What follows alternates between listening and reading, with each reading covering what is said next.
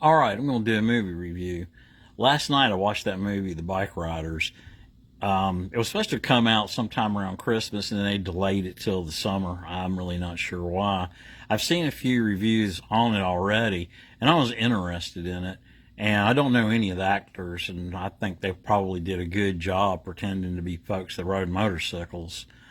But I turned it on to check it out, and I got to tell you, I liked the bikes in the movie. I love the soundtrack, and the cars were great. The timeline was supposed to be from 1965 to 1975, and it was based on a man who years ago went and photographed the Outlaws Motorcycle Club in the mid 60s in Chicago. So they based the movie on that.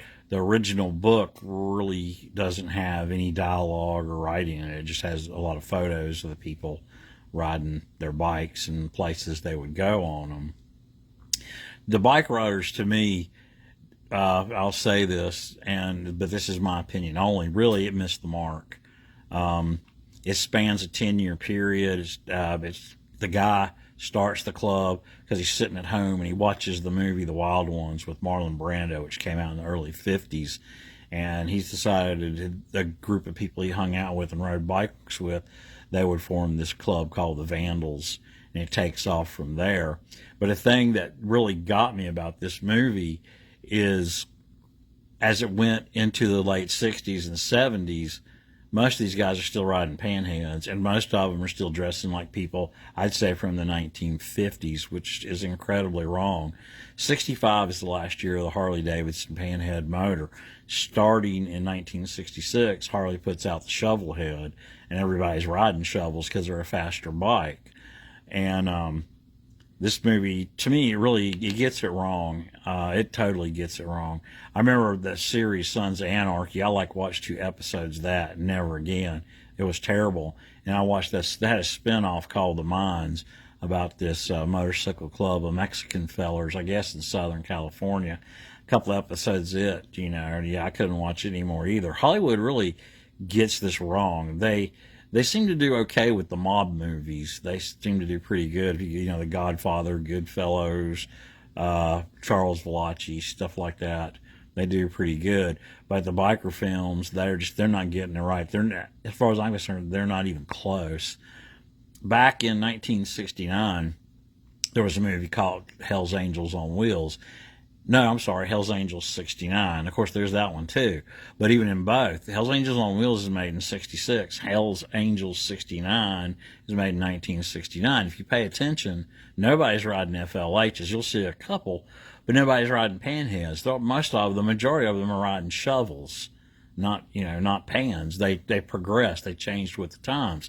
And what you see here is they got new members come in, and they seem to be a little more violent and a little more prone to do illegal substance, which is really BSy. They always, from day one, from the 40s and 50s and the 60s, did illegal substance. There was nothing new to the one percenter crowd.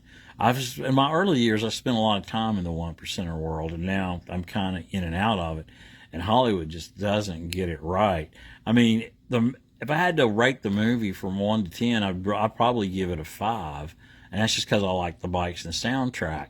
But your main character starts out on a FLH with kind of a funky ducktail Fonzie-like haircut.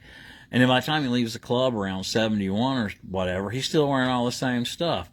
And everybody changes with time, and he would have. And he's not riding a chopper. He's still riding a 63 FLH, which I find, surprising, not an electric start bike or electric start chopper. Which, I was like, dude, it just doesn't get it done. And the two main characters don't even work jobs, which I was just fascinated by that. Just hanging out in the house, hanging out with this club. You got no idea how this club operates, what keeps it going. I mean, there's a few shovels in it, though, but there should have been a lot more. But if you ask me, the Bike Riders is okay, but it misses the mark. I mean, to me, I'd like, this is, I don't know, it's just another Hollywood movie. It's very Hollywood. I didn't, I mean, It just didn't get it done. It really doesn't give you an idea of the outlaw motorcycle world. It's just stuff they made up. You can go back and watch Sonny and Terry the Tramp and Hell's Angels 69, and that's going to give you a better idea, a whole separate, movie, and you get a better idea than this one. So as far as I'm concerned, Hollywood really missed the mark on this big time. I mean, it's an all right movie, but that's about all I'll say. It's just all right. I mean, a lot of people have really liked it, but I'm like, yeah, it's okay. Anyway, that's my review, and that's what I think of it. Everybody, y'all be good to yourselves.